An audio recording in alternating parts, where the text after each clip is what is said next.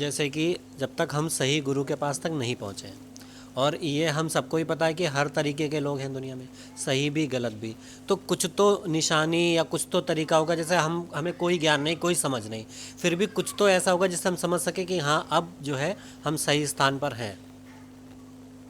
शास्त्रों में महापुरुषों के लक्षण बताए गए हैं। लेख भी आप लोगों को कई बार भेजा गया है कि महापुरुषों के क्या लक्षण होते हैं। महापुरुष का एक ही लक्षण है, वो आपको भगवान ये इनके इन प्रकार हैं, अपने प्रीतम से ही मिलाने की कोशिश करेगा। वो संसार कभी नहीं देगा, जो संसार देगा वो ढोंगी पाखंडी से लेकर के सब मिलेगा। वो कभी आपको संसार नहीं देगा। अरे जिस कीचड़ से वो लौट के आया है, वो कीचड़ आपको क्यों फेंकने लगा आप पे कीचड़? वो अगर संसार देना ही था तो संसार से क्यों वापस होकर के आए? तो इसलिए जो आपको संसार दे रहा है वो कभी वो नहीं, और जो आपको भगवत मार्ग पे लगाए वही एकमात्र संत महापुरुष की दृष्टिकोण से फिट बैठता है। और संत महापुरुषों के बहुत लक्षण भी होते हैं, जैसे अष्ट सात्विक भावों का उद्रेक होना संत महापुरुषों का लक्षण है। ठीक है, अष्ट सात्विक भाव वही होते हैं, स्वेद, कंप, रोमांच और जड़, अश्रुपात और मूर्छा, रोमांच, ये सब जो है उसी के लक्षण हैं। ठीक है, तो ये अगर आप ऐसे को मिल जाते हैं, कोई ऐसा मिल जाता है, या सिर्फ इन सबको छोड़िए, सिर्फ भगवान से जो आपको सीधे आपका अटैचमेंट करवा रहा है, इधर उधर की फालतू बातें न बता करके सिर्फ भगवान, हर तरीके से मोड़ मार के सिर्फ एकमात्र उनका उद्देश्य वही है कि अरे प्रियतम से मिलो, प्रीतम से मिलो, प्रीतम से मिलो मेरे, बस वही समझ जाइए कि वही सही है। अन्य तो मूर्खी बना रहे हैं एक तरीके का। अगर आपको वो बता रहे हैं कि आप यहाँ पे आओ तो धन मिल जाएगा, यहाँ पे आओ बच्चा मिल जाएगा, यहाँ पे ऐसा कर दो तो जो है पेड़ उगाएगा, ये सब बेवकूफ़ी बने हैं, कुछ नहीं।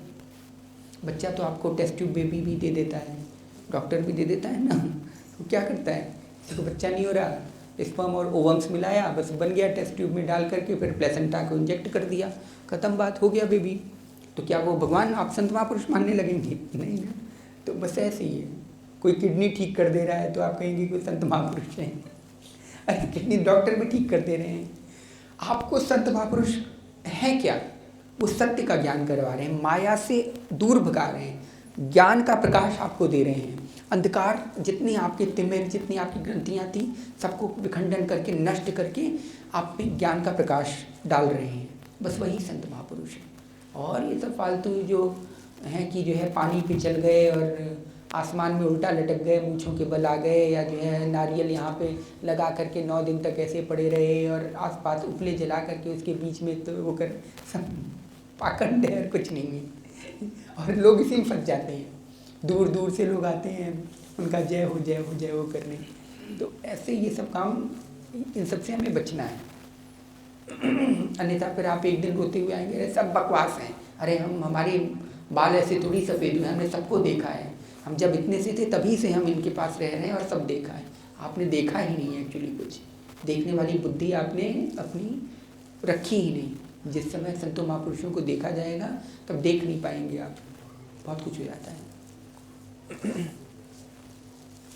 इसमें जैसे आपने बताया था कि मतलब भगवत प्राप्ति जो है वो मतलब वैसे नहीं होती कि जैसे किसी शरीर की प्राप्ति है भगवान की, वो आनंद का एक स्तर होता है, मतलब आनंद प्राप्ति होती है वो किसी की। तो आनंद प्राप्ति मतलब ये एकदम से होती है, या फिर तो जैसे किसी को, जैसे मान लो इन्हें थोड़ा सा आनंद आ गया तो ये कहेंगे थोड़ी सी भगवत प्राप्ति हो गई, या वो एक स्टेप होती है कि अब हो गई, मतलब प्रोसेस क्या रहता है उसका?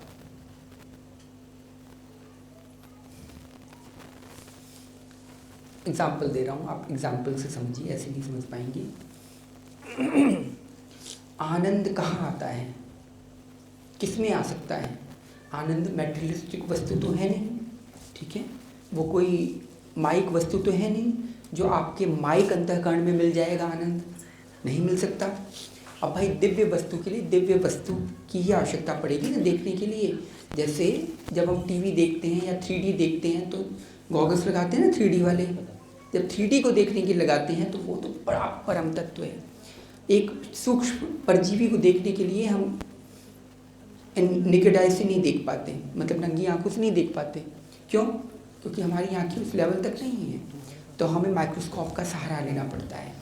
दूर की चीज़ देखने के लिए हमें टेलीस्कोप का सहारा लेना पड़ता है, दूरबीन जिसे बोलते हैं, या जो आप लोग जानते हैं नासा का वेब हबल टेलीस्कोप वगैरह, उससे देखा जाता है। तो जब सोचिए माइक वस्तु को ही हम माइक चीज़ों से नहीं देख पा रहे हैं, अच्छा इसको छोड़िए, देखने की बात छोड़िए, माइक शब्द को हम माइक आंखों से नहीं ग्रहण कर पा रहे हैं। ये भी पंच तत्वों से बनी है, ये भी पंच तत्वों से बना हुआ है, आपका जो मेटलिस्टिक वस्तु है वो भी पंच तत्वों से बना है, लेकिन एक इंद्री दूसरे इंद्री का काम नहीं कर पा रही है। चाहे कितनी भी बड़ी मशीनरी या साइंटिस्ट कितनी बड़ी मशीनरी फिट कर दें, ऐसा नहीं हो सकता ना कि आँख देखने का काम कर दे, नाक बोलने का काम कर दे, या अब नाक में बोलना अलग बात है वो नेज़ल वॉइस निकालना अलग बात है, या कान जो है आँखों का काम कर दे, ऐसा तो नहीं हो सकता ना। तो जो जिसका काम अगर वो सेम माइक वस्तु की बनी हुई माइक चीज़ों को ही ग्रहण नहीं कर पा रही, तो वो जो परम दिव्य तत्व है आनंद, सत्य चित आनंद, जो भगवान की तीनों शक्तियाँ हैं, उस तत्व को कैसे कोई माइक चीज़ ग्रहण कर पाएगी? नहीं कर पाएगी, बिल्कुल नहीं कर पाएगी। तो ऐसे इसके लिए आप ऐसे समझिए हमारा अंतःकरण एक गंदा शीशा है, ठीक है, इतना मोटा धूल बना है, इस साइड में भगवान खड़े हैं, ये गंदा शीशा है, उस पर बहुत धूल जमी है, यहाँ पे आप खड़े हैं। अब आपको भगवान को देखना है तो क्या होगा? यही साधना करते करते धीरे धीरे करते करते पहली परत हटाई जाती है, दूसरी, फिर आपको ट्रांसलूसेंट सा दिखने लगता है, अरे कोई आकृति खड़ी है, कोई आकृति खड़ी है, करते करते साफ करने का मतलब साधना करते करते, साधना करते करते जब पूरा क्लियर पूरा हो जाता है, तब क्या आ जाता है?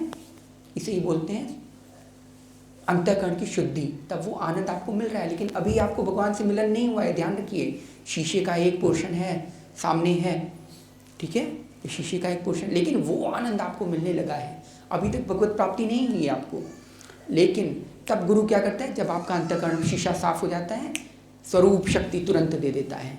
अब वो स्वरूप शक्ति क्या है? शीशा टूटना। वो जिस दिन टूटता है उसी दिन आत्मा परमात्मा का मिलन हो जाता है और आप परम आनंद में हो जाते हैं। अभी तो आप देख करके खुश हो रहे हैं, अरे किसी तरह मैं छू लूँ इसे, किसी तरह। कभी देखा है दादियों का अपने पोतों से जब वीडियो कॉल करवाते हैं, यूएस में बैठा है वो, कितने चहकते हैं वो लोग कि अरे उसी पे ही चूमने लगते हैं, वीडियो कॉल पे ही ऐसे ऐसे, लो बेटा। क्यों? उनको वहीं से सोचते हैं कि किसी तरह ये निकल के बस मेरे एक बार छाती से लग जाए, गोदी पे लग जाए। तो ये वाला आनंद अभी तक हमें मिलता है। और जिस दिन गुरु द्वारा अंतःकरण को नष्ट करके, मतलब अंतःकरण से साफ होता है, स्वरूप शक्ति मिलती है। स्वरूप शक्ति का क्या मतलब? अब दिव्य, आपका मन दिव्य हो जाता है। अब दिव्य चीज़ों में दिव्य चीज़ों का प्रकाश, मतलब दिव्य चीज़ों का ग्रहण करने की शक्ति आप में आ जाएगी। और जिस दिन ये शीशा टूटेगा, बस भेद समाप्त और मिलन हो जाएगा।